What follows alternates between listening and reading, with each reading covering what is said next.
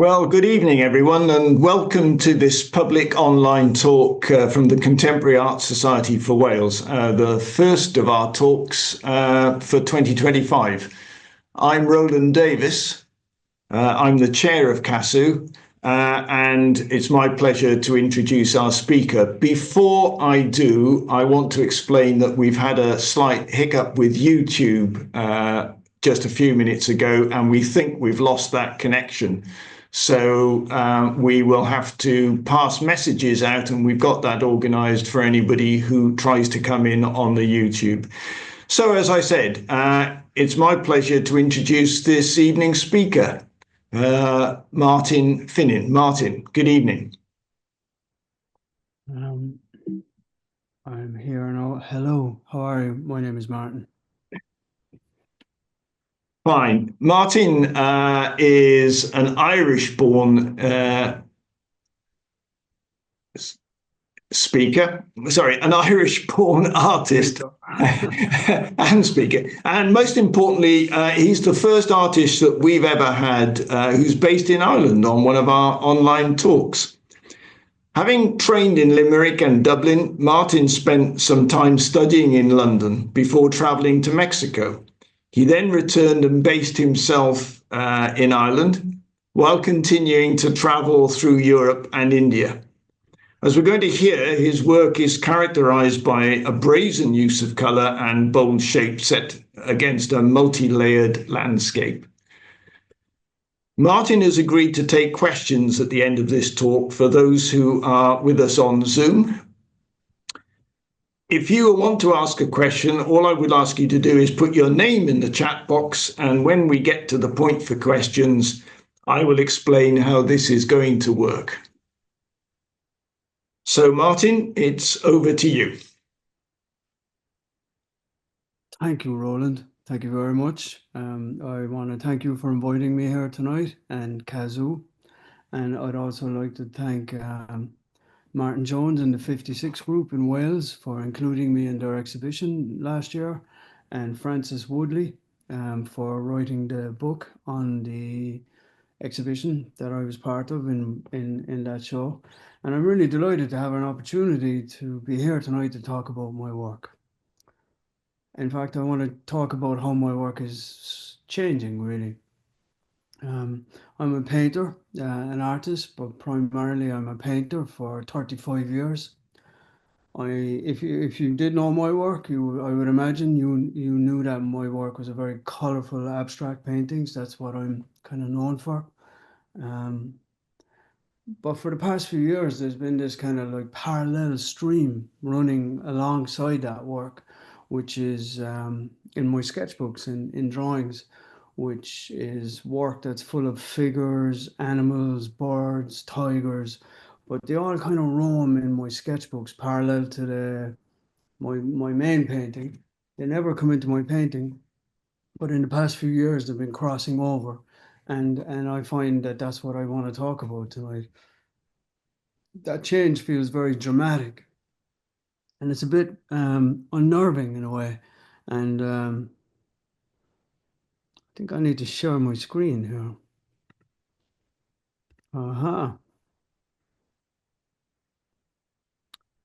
So in a way, you can kind of see how this work on the left is kind of what I do, what I have been doing for a few years, and the stuff on my right is what's slipping under the radar. And I suppose I'd like to show you my work and maybe just show you how it evolves and what's involved in how I paint. I think that the core themes in what I do are, I always go to the old masters, Renaissance masters in particular.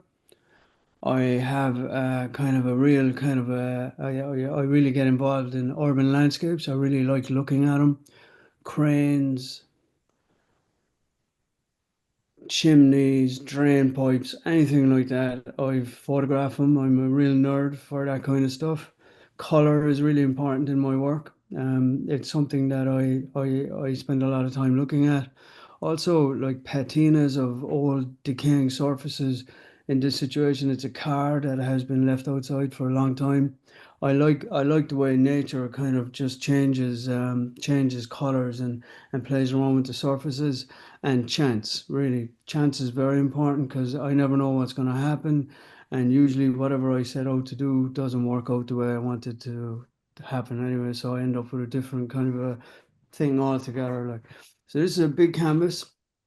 It's called Throwing Blue at the Beast and Man, and it's kind of a really good example of how looking at a painter like Paolo Uccello from the 1400s or 1500s and staring at his work for a long time and has influenced my work, and also how looking at urban landscapes have influenced my work. And this painting kind of brings it all together really in a strange way, because I'll show you now in a minute. But these circular objects here, I can bring them back to Paolo Uccello painting.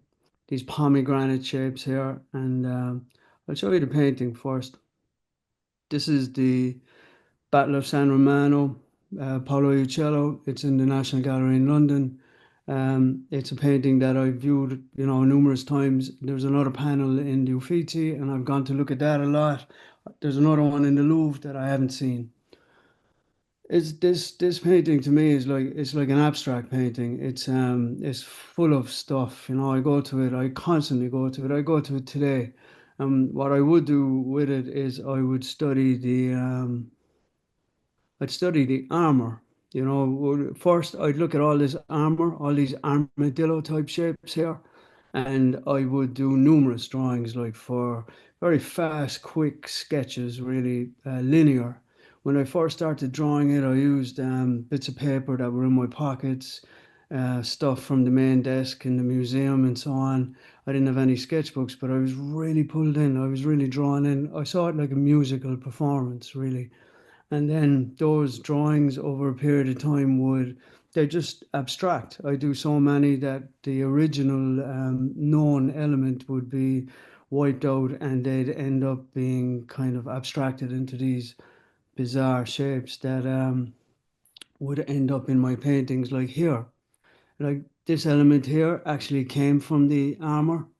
It came from drawing elbows, all those metal shapes, and then I had shadows off this. And these shapes here came from the armor as well. And this came from looking at the horses. I know from years later that different things evolve in different ways. These are like the pomegranates, like I said, circular things moving around.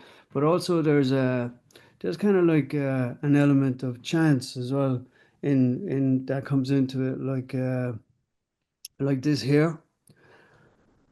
I was working on this painting in Italy, and then I went to see Piero della Francesca in Arezzo. I went to look at his chapel, stunning paintings.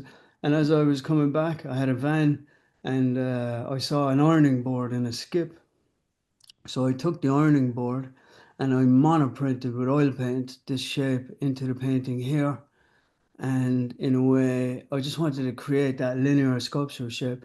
So chance has a lot to play in it as well. And also, I suppose, I hate jumping back now, but I just want to jump back and show you one more thing I didn't. This here, this very structural blue shape, that to me is like urban. It's like concrete. It comes from, just as I said, drawing and drawing and drawing. The drawings become almost disposable, really, and you create a muscle memory in your head. So when you go to paint those things, you remember the shapes because you've drawn them so many times. And that's how it would bring me to this painting. This is obviously an abstract painting. It's for me, it's the Flight of the Florentine Cube. It's influenced by another contemporary of Paolo Uccello called Sasetta. I think Sasetta was over in Siena and Uccello was in Florence, and they didn't really get on. They were, as in the cities didn't get on at the time, they were often at war. But Sasetta did this. Sasetta had a way of doing these very kind of geometrical buildings, and I really liked I really liked his paintings, and this painting was, I was in India and I was looking at all the colors in India. So I obviously brought those colors back to the studio, these cerise colors and so on. And the Seseta is here. And this is the painting that kind of influenced it. It's called The Blessed Renari Delivering the Poor from a Prison in Florence. And I really like this flying character here, but I also like the way Seseta did his shadows and his colors, two different tones. He was really into like shadows and how light changes things into darker and lighter tones. And I first realized shadows by looking at Seseta rather than in real life. But in this painting in particular, I like these browns here and these oranges and these kind of reds and dark colors, and I particularly like these geometrical shapes. So what I did was I took those certain colors like that dark browny reddy brown there. I took the geometrical shapes and I added this kind of orange which was underneath to create a kind of a, I wanted a painting that had a lot of space where this abstract icon in the middle could exist. And I also wanted to paint just to be paint. I wanted it to just settle really and create that kind of space that I think is apparent. You know, I like painting. When it works, I like it. And this next painting is it's it's a different kind of thing again, but again, I because I'm talking about you, cello, I can see how numerous drawings of the legs. I like all the legs in the Italian paintings because I'm small. I'm a small guy, so like you know, when you look up at the paintings, all you see is the legs. Sometimes you know, all the horse's legs or the feet, because the paintings are hung so high. And this pink area here, I know, came from continuously drawing these legs in these battle scenes. But what's different about this painting is instead of putting on numerous layers, I never mentioned that earlier. My paintings take layers and layers and layers. They might take 10 months or a year to finish. With this painting, it was almost like I had shapes and colors that I cut out in my head, and then I started placing shapes on top of each other in a way and trying to see how they worked. Do they work? Do they not work? And then like I love this roundy shape. I know that that came from looking at other art. And then this pink, as I said, this pink leg shape here. These circular elements are still, you know, they're still in the paintings. And I think looking at the old masters gave me confidence to do them. And I suppose I could spend a whole talk talking about just your cello, really, which I'm not going to do. But it's good to talk about color, maybe, particularly with this piece. And I use color intuitively. I don't use my head. I wouldn't know how to place colors next to each other. My brain doesn't really engage much with choosing colors or whatever. I find the colors eventually tell me who they want to hang out with, really, who they want to be next to. Like this green here behind that pink, I find it's like a shy green. It's a bit shy. It likes hanging behind the pink, you know, and the blue. And sometimes the colors nearly tell you, like they say, "Oh, Martin, you know, don't put me over next to that dark blue shape. I don't like him," or whatever. You know, you kind of get a sense for all the different colors and how they kind of evolve. And I think that I really like using color, but I couldn't talk about it to anybody as to how to use it. And sometimes this would bring me to this painting. How do I get in there? Excuse me. There we go. This is another painting. It's called The Low Fat Pink Climbing an Olive Tree. And this painting, it's just the idea of chance again, but the chance comes into, instead of monoprinting with a found object, like in the first painting, I sometimes, you know, I'd go into the studio and I'd be mixing paint, getting ready to paint, and I'd have a color in my head and I'd put the colors in the tin, but already, you know, there might be another bit of a color inside the tin, but I didn't pay any attention to what was in there. And then the two colors that I have would have mixed with that, and I would have got a completely different color that I wanted, which is what was happening here. Like I really liked this color, and I don't know how I made it. It was a mistake. And a friend of mine at the time said that's a very fashionable color in Milan. They call it Trisuda Chouk. And I thought it was really cool. And, I said, what does that translate as? And they said, winos puke, actually, because the winos drink a lot of cheap red wine. And that's what they use. But apparently, that mulberry color there was really fashionable at the time in Milan. And I found it very hard to get it back again. I tried to make it numerous times and I couldn't make it. But what could be interesting about that as well is you make a color by accident and then you try and catch that color again. How did I make that? And then by chasing that color, you come across another color that you wouldn't have found if you didn't try and find the other one. And so there's a lot of chance involved in my colors, like dirty tins, whatever. It's all like a kind of a lot of them are kind of one off, really. And I suppose the other kind of element or source or whatever that I only put myself in there, we put it in just for scale. You see this painting on the right here. It's called Two Dolphins Laughing at an Uncouth Song. There was that guy, I think he was German. He wrote an art history. I'll think his name now in a minute. I have the book in there. I often read him. He's Gombrich. Gombrich is his name. History of Art. Gombrich. E.H. Gombrich, I think.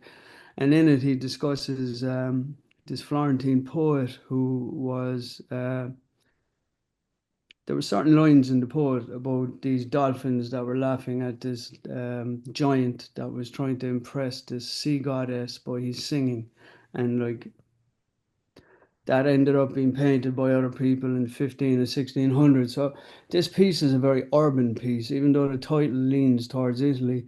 It has that whole idea of that urban city scene. Like here, I painted these structures in first. They were like a hangover from Berlin, being in Berlin. They were very kind of concrete, sculptural, big shapes. And then I took the painting and I'm just trying to find my arrow, sorry. And these here are like energy lines, tram lines, electricity lines, these blue lines on the red. I painted them on top. But before I did any of that, I laid this painting on the floor and then I stood on a height and I made a lot of pink and I chucked it from a height and I got a really nice bit of action there. And once I had that action, I let it dry. There's a lot of that with this painting, actually. There's a lot of time in between stages to let it dry. And I'm going to do something here now that I didn't really want to do, but I have to do it just to show you something. Drips are very important to my work, these drips. I find that I put the paint on, I let it drip, but I have to catch the drips before they go too far. So usually the painting is vertical, and then I put the painting horizontal when I want the drips to stop. So it's very important for me to catch the drips. Like if these Trisuda shoe drips went any further, I feel like they would have it wouldn't have been the effect that I was looking for. And if you look over to the left hand side here, you see this pink drip was started. That was the top up there, and then I stopped it. I laid it horizontal when I wanted it to stop. I left it dry for a day or two, and then I turned it upside down, and I did the neighboring drip, and I just wanted them to kind of pass each other out but stop. So the drips are almost as important to me as the brushstrokes, really. And here you have a lot of drips, a lot of splashes, a lot of you have these shapes here that are kind of more structured, the orange and that yellow. You have these are very kind of like energy lines from Berlin. And these things, I don't know what they are, but I liked them. They were like things you could pick up and carry around, kind of sculptural. And that is the other part of my work, or the source, let's say, is the urban elements that I go looking for, really. Here would be two oil paintings from around the time of just when I got to Berlin. We went to Berlin, and like in Berlin, there was a lot of building going on, so they had the best cranes ever. I like looking at cranes, but they had these cranes that they were like robots. And I used to go look at those cranes, and then afterwards I go back to the studio and I just paint them. And in Berlin, they have a saying, balconia. They have a lot of balconies. These are like linear drawings of balconies on houses, these blue things here. And Balconia is a place where Berliners used to go on holiday in the 50s and 60s. They'd say, "Where are you going on holiday?" And they'd say Balconia because they'd go and hang out in their balcony for the whole summer. And I really liked these structures. And then what would happen is these are clouds. My studio in Berlin was very high. It was like 6 or 7 stories, an old Stasi building. So I spent a lot of time looking at the sky. You had a lot of clouds. You had a lot of crane elements. And there's other things here that I can't see. No, 1 minute. Wait, no. There we go. This is another Berlin piece, big piece. And because my studio was so high, the airplanes, you could see the airplanes flying into the airport nearby all day. And eventually they kind of came into the piece and they it's these kind of urban lines that drew me to Berlin, really. The opportunity to stay there and live there for a little while. And these are like the routes. I began to think like they were all different routes I took in my day. You know, I get out of bed, have a coffee, go left, go down there, go down to the museum, check the underground, go over there. They were all like maps, really, of my time in the city. And then we went to visit a friend in Bristol who took care of badgers, and she had these original drawings of badger tunnels under the area, and I thought they were really beautiful. So I went back to Berlin and I started drawing these kind of like maps, really, but in a way they're very. I imagine they'd be sculptures, you know, that I could take them eventually and make them out of wire and paint them, and you know, you could sit them in a room. But here, I just see them as I don't know, they kind of it worked in a way. So I went to Berlin for the urban elements that I was really wanting to bring into my work. And what happened in Berlin was that like the nature came into my work. All those animals and figures and other things that I was talking about that were in my sketchbooks started hopping into my work. And there was a couple of reasons for this, and one would be that I bought a yearly ticket for the museums. I could go to any museum for the whole year. So I went to museums whenever I wanted because I was working there for myself. So I'd get up, get the tube down, hang out in the museum, and then go work in the studio for the day. I saw some of the most beautiful art. I've never been in a position to do that, and I availed of it, and I just started soaking in stuff like that, you know, I never would have had the chance to do before. Um, Berlin has one of the biggest Islamic art sections, rugs, carpets, obviously rugs, carpets. They also have these beautiful Roman reliefs and sculptures and Greek sculptures, and then obviously they have all the master paintings then in all the other museums. But I think what happened here was I was sketching all the animals and so on. But like my other drawings would turn into abstract objects that I paint.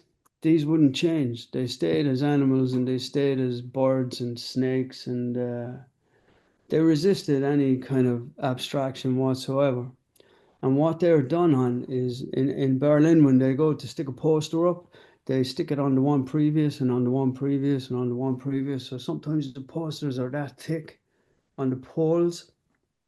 So I was, you know, I'd be going home at night time and they'd be hanging off. So I'd take them off. So I took a lot of those Berlin posters here, and there was something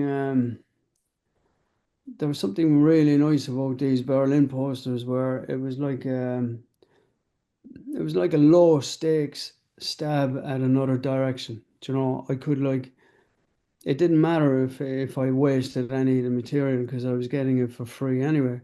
So, but I did really like the urban textures of those posters. So I painted it into them, paper mache stuff into them, and then I started drawing these characters.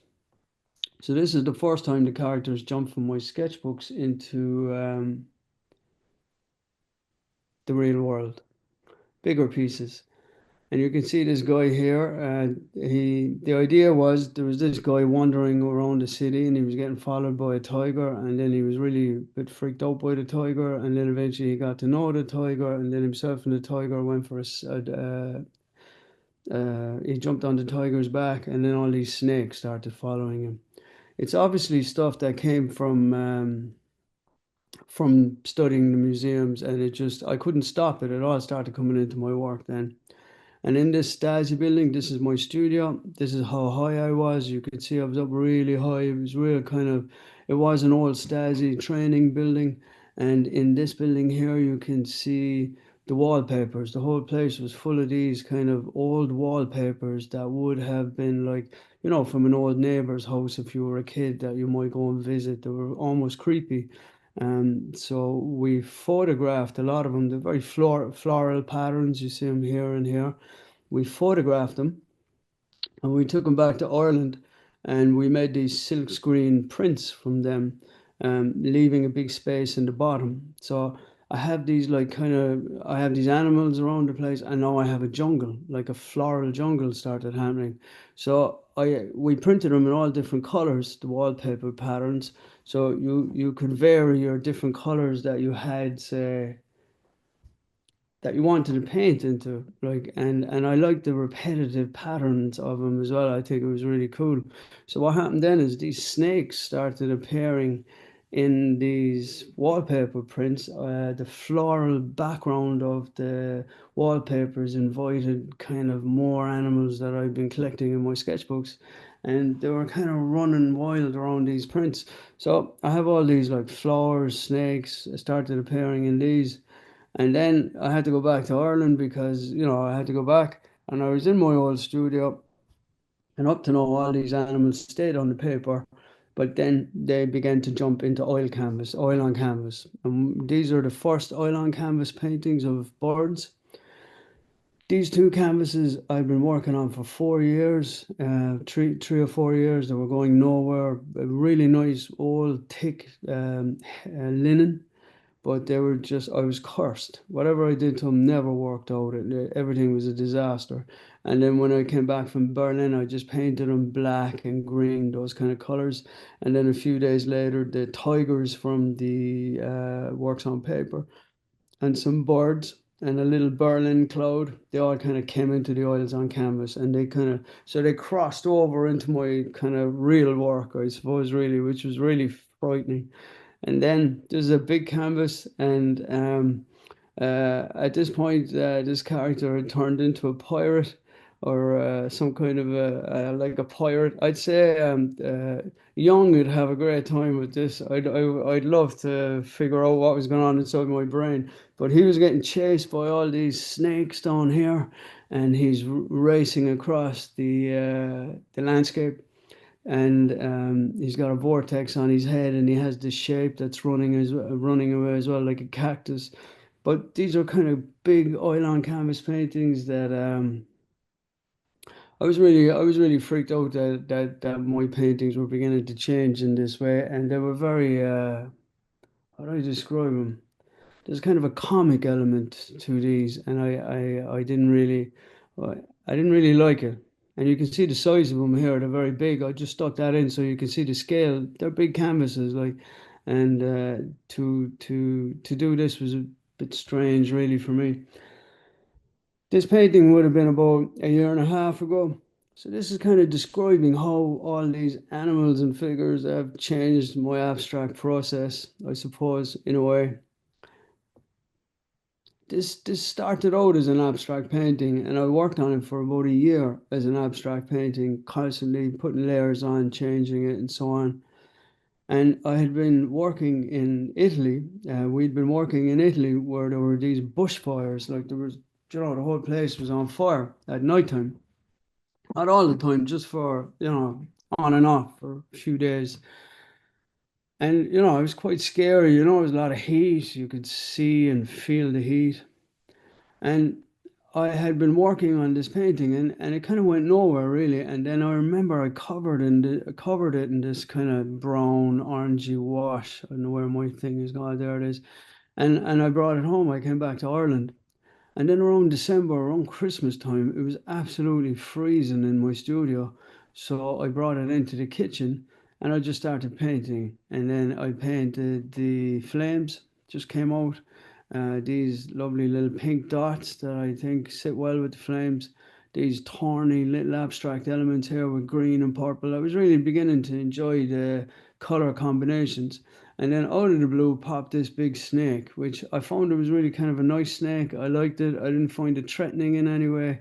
And I was beginning to get giddy, because like I really didn't want to be painting this kind of stuff, but it popped out. And then this guy popped out with kind of antlers in his head. And then this area here is either right? It's either a basket or a well, and I still don't know today. Like, there's these like implications. When I look at this painting, I often think, is this guy running to the well to jump in to escape from the snake and the flames, or did the snake come from that well or that basket? And there's a kind of a story in it, and I think that's what brings me to the idea that like I wanted to tell stories, I think I just wanted to tell stories a little bit. And maybe that came from looking at all these Italian paintings with all the narratives that were involved. So this was the first time that I began to tell stories in big oil paintings. And that would bring me to this piece. So this is the adventures of Igum's Kibble, really.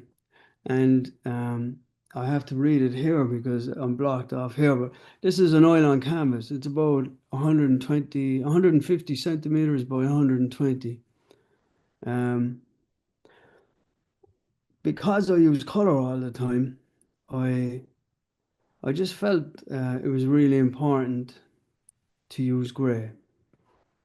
I'd been collecting all these different characters in my sketchbooks and in ink drawings, and I didn't know where they were coming from and what they were doing, or why they were even appearing, really. But I had a whole collection of like these little things, and I'm just going to read it here. And this is the Adventures of Igum's Kibble. And at the heart of this project, he's the main character in this project that I'm working on now.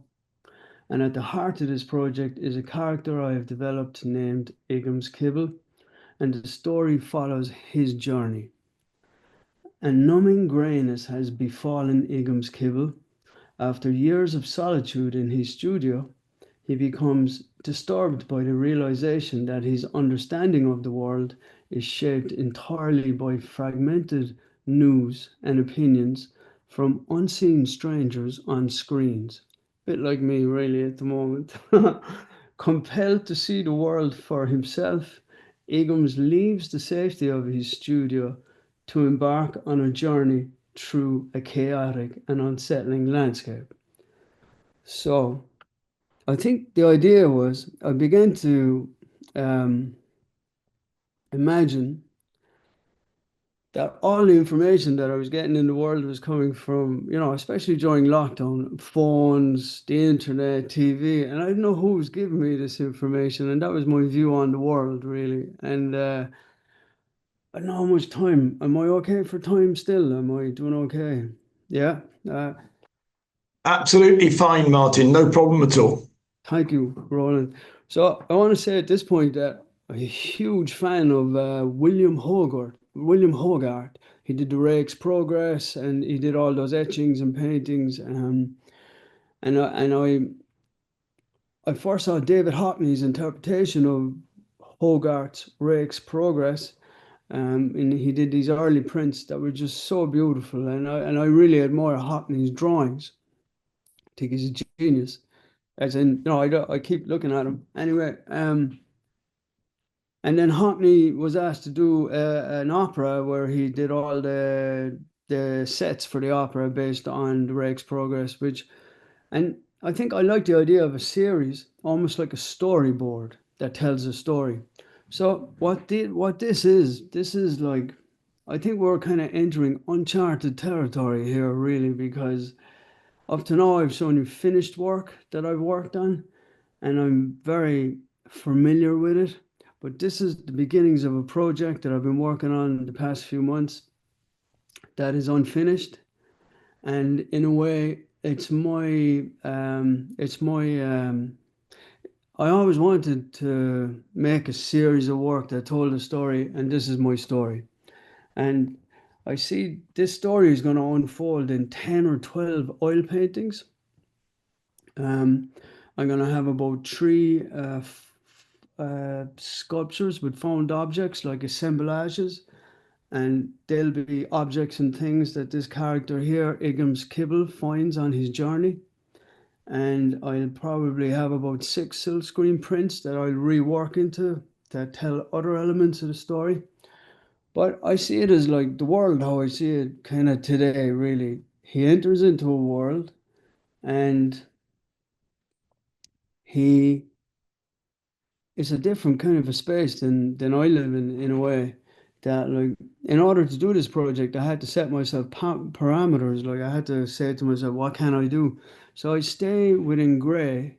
The reason I stayed within grey is I liked all those newspaper articles in World War One, World War Two, and before you get your information on one of those big broadsheets, they were always grey, black and white.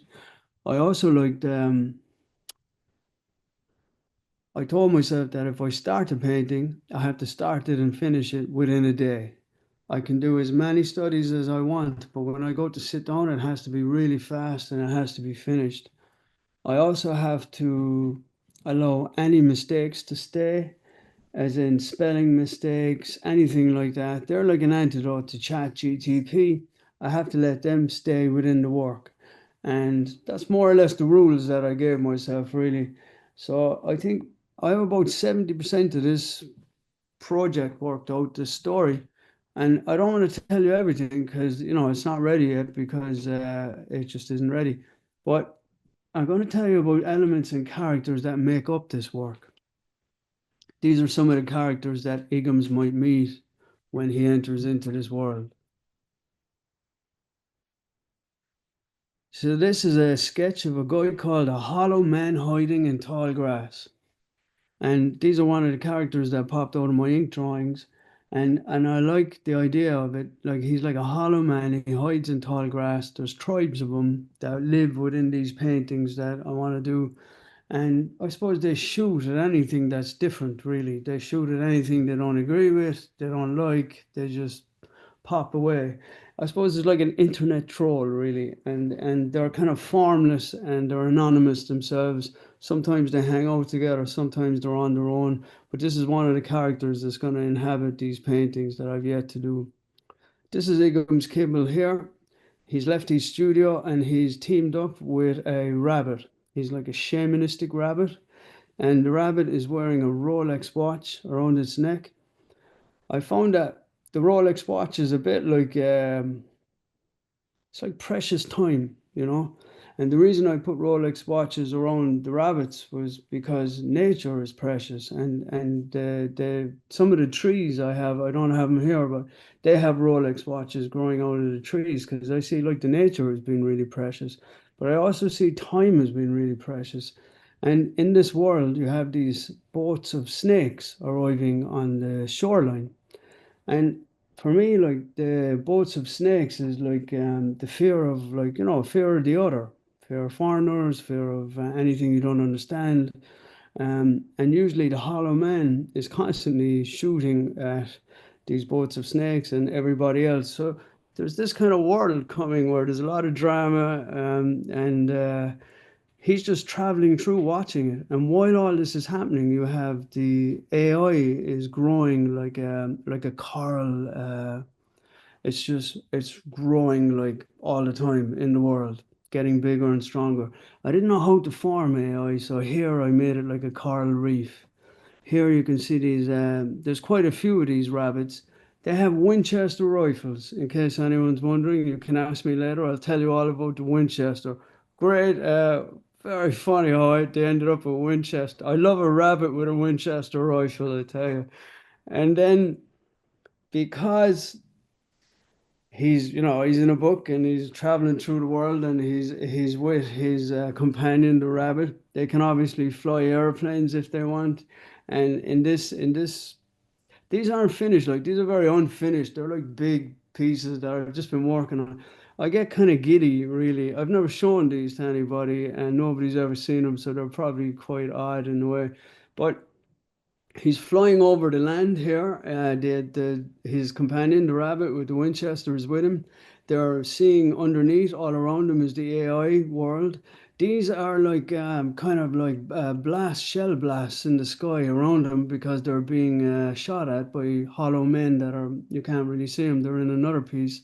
And then this brings you to things like I wanted to look at Roy Lichtenstein's airplanes and all that when I was doing this stuff. And I think, in a strange way, I wanted to take these like black and white images of war and take those colors for these pieces. And this is the text. Any mistakes in the text, spellings, and so on, I leave them in because it's the opposite of what Chat GTP would do or anything like that. So I kind of leave them all in there. How do I do this now? Yeah, so we're getting close here to, excuse me, there we go. It brings you to this painting. In order to, um, there's certain things that'll happen to your main hero and his friend, and this is the story as it evolves. But I really like these paintings in order to take the movement and the shape of all the characters, and then I'm going to put my characters in place of these figures, and that's what I'm going to use for some of the paintings. I'm going to take the old paintings that really fit the story, and I'm going to try and mimic them, but insert my own characters in there. Um, this is near the end. Like, there's obviously things in this world that are unusual. You've got like glaciers floating by, snow melting, there's car seats on it, fridges. You've got, yeah, there's a lot of things about the environment, climate, and so on. And also, here you have just the idea of, like, who I don't want to move to Mars. So I have this little bird down here, and the bird is saying, like, I don't want to move to Mars. I don't want to move to Mars either. I like Earth. It's a nice place. I'd rather take care of Earth than move to Mars. So I have all these like little characters as well that will appear in the story in different ways. I don't want to, as I say, go into it too much, but it's a really good opportunity just to show you where I'm at and how I ended up here. You have a car seat here on one of these snowdrifts floating by, still life with AI. I mean, here you got your Rolex watches, and some of them are growing on trees. This guy is, I think it's, there's a guy in the Hogarth's prints called, I better finish now, the Shadow Man, and he follows him through the Rake's progress of Hogarth's prints. And this guy, I think he's like a fracker, really. So I'm kind of near the end anyway, in a strange way, but I just want to say that, like, these paintings, even though they're a visual narrative telling a story that's evolving, that I have a part in, that I feel very nervous doing, that I think nobody will ever in any way like, that I think are probably stupid sometimes. Um, I'm gonna stay with them because I really like doing them as well. At the same time, I have to keep working on them, and they coexist with my oil paintings down here. Like, I'm still doing abstract paintings, but what I do is I move all the abstract paintings away, and then I might sit down and work on the Igham's Kibble series, and then I stop and I go back and I go abstract painting again because I think that like, I do have a need to tell a story, but there's always a need in me just to paint, just to go in and go painting, because I just get full and I gotta go paint. There you go, like, just paint. My head fills up and I need to paint, and this is where I'm at, really. And so I'll always paint, but I'm gonna do this story. So I think I might leave it there if that's okay. And thank you very much, Roland, and everybody for having me here tonight, and anyone that turned up. Thank you. Martin, that's great. If you'd like to stop the share screen for a moment so we can see you, Yeah. and if everybody would like to go to speaker view, then we can start doing some questions. There's only one at the moment in the chat box, and that's from Sean. So if Sean would like to unmute for a moment, we'll take the question. Yeah, Martin, that was fantastic. I really enjoyed that. I think I particularly loved the interrelationship between the Renaissance paintings and your current work. I really found that really, really interesting. But I just wondered, have you been inspired by any, say, 20th century artists at all? I mean, you're obviously looking back to, Florentine and Venetian art, but are you inspired by anything which is, if you like, more recent, say 20th century art? Thanks. I have, yeah. I'm always looking at, obviously, I've been looking at the late Picassos, those late Picassos where he would, they're very expressive and very fast. I've been looking at them in the past few years, and also Philip Gusto. I think, the more I look at him, the more I find that work really beautiful and disturbing. And of course, de Kooning, the de Kooning paintings themselves are. I've only recently seen them in real life, and they're just really, like, really, really special. And of course, Miro. I've seen some Miros last year, and they were amazing. Like, so I do look at a lot of like content, like David Hockney's drawings. I find David Hockney's drawings. I keep going back to them all the time. They're just like the gift. It just keeps on giving. I just think it's really, really beautiful. So yeah, I do really. And the more contemporary painters, I suppose, there would be. Can't think of any. No, my brain has gone dead. But yeah, yeah, I would actually. Thank you. Oh, that's great, Martin. Thank you so much. Yeah. Thank you. Right. Well, I'm going to take the chairman's prerogative of asking a question now. Obviously, I'd seen some of your work when we were sort of researching this, but I hadn't come across Igham's Kibble for the reason that you'd explained that you hadn't really shown it. And then as soon as I started looking at those and looking at compared with other work, I started seeing almost like a sort of comic book type of approach. And I wondered whether you are a comic book follower and whether that's an influence in the way you've gone into this storytelling. Yeah, very interesting. I'm not a comic book follower, but when I started looking at Igham's Kibble, I started looking at some of the first comic book illustrators from America, in particular in the 20s and 30s and 40s and so on. And I started studying them a little bit. And I think these guys were geniuses. Like, they were amazing. A lot of these guys were up at 5 a.m. every morning drawing. They were really brilliant in perspective, and they had to create all this drama within their work. So once I started looking at Igham's Kibble, I started looking at these older comic illustrators, I suppose, or what, cartoonists or whatever they'd be. And I really admired them. I thought they were just as beautiful as anything I'd ever see in museums. Um, and I do think there's a comic book element to what I'm trying to do with this project, Igham's Kibble.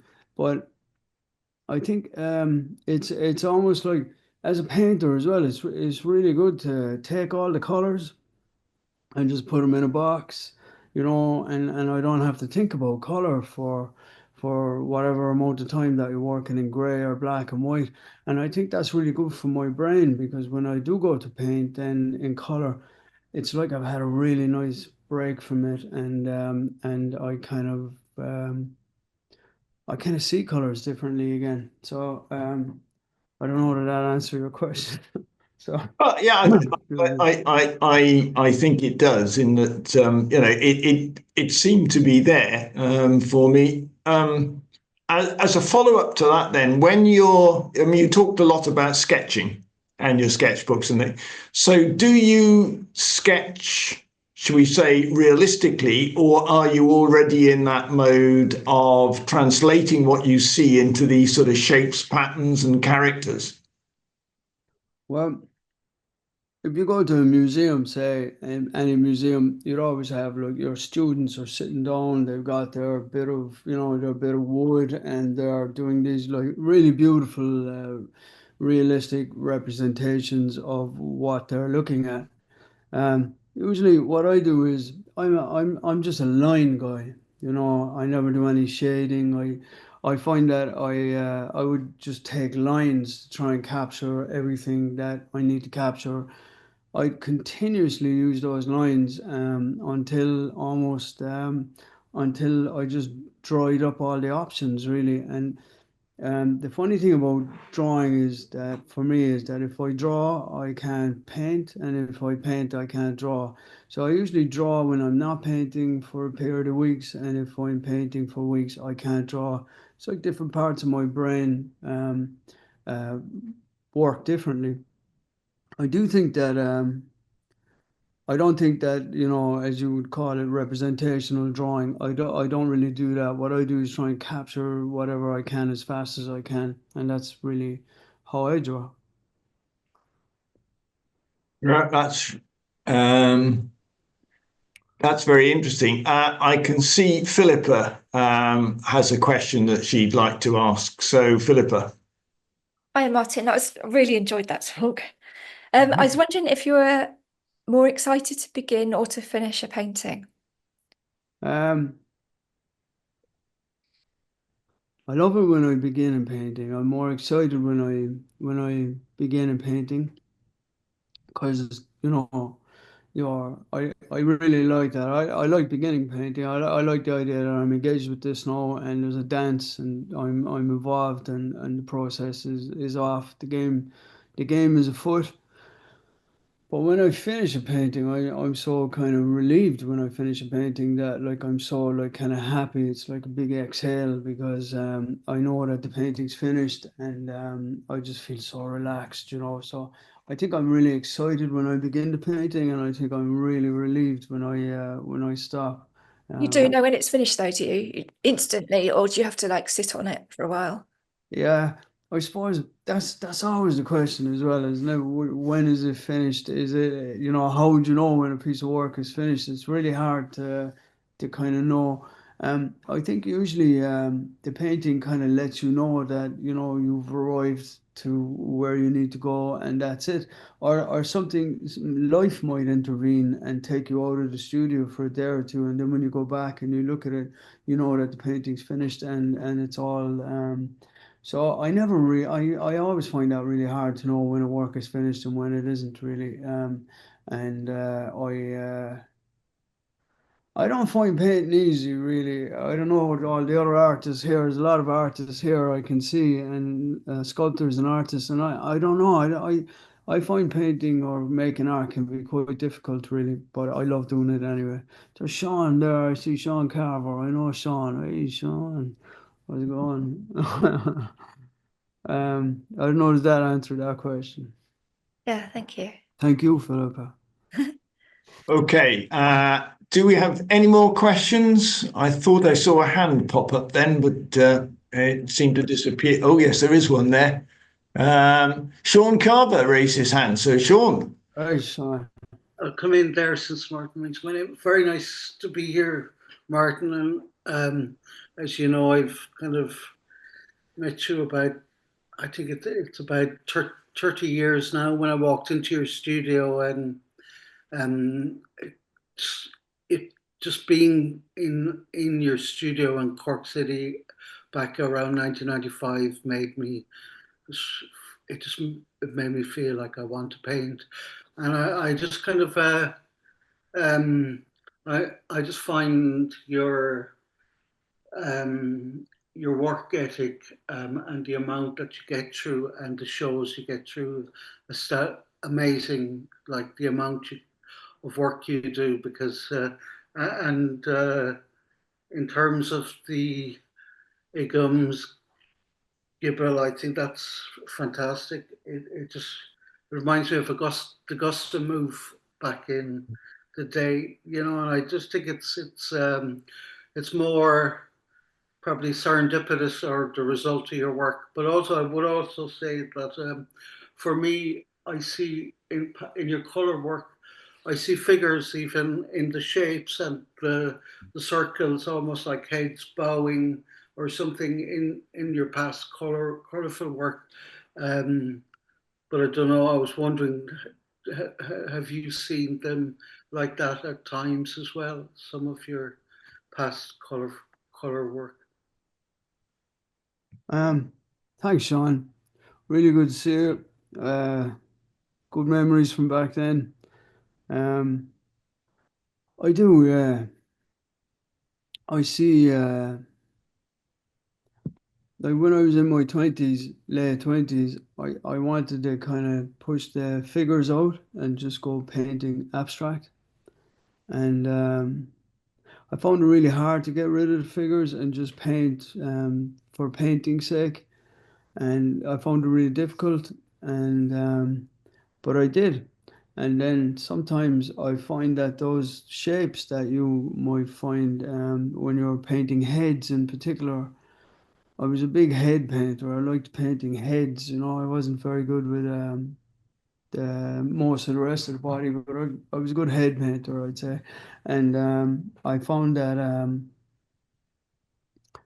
now when I go and look at paintings, that sometimes I have actually reproduced shapes that would have came from figurative work in the abstract work, and I didn't even realize I was doing it like so.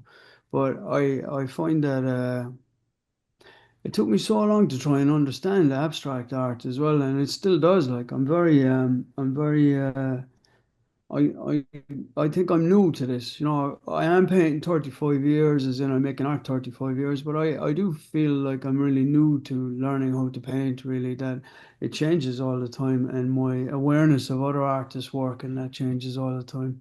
So I imagine it's very hard to get rid of the figure out of your work. Like, you know, it stays in there. And yeah, I don't know that answered the question. And you know, this is my first talk I've ever done as well, just so you all know. I've never really spoken about art, so you know, I've enjoyed it. I hope I haven't gone on too much, but yeah, I've never really spoke about art before, too much. But you're all artists, like, so you know, you all know what it's like being an artist, how it works, the process, like.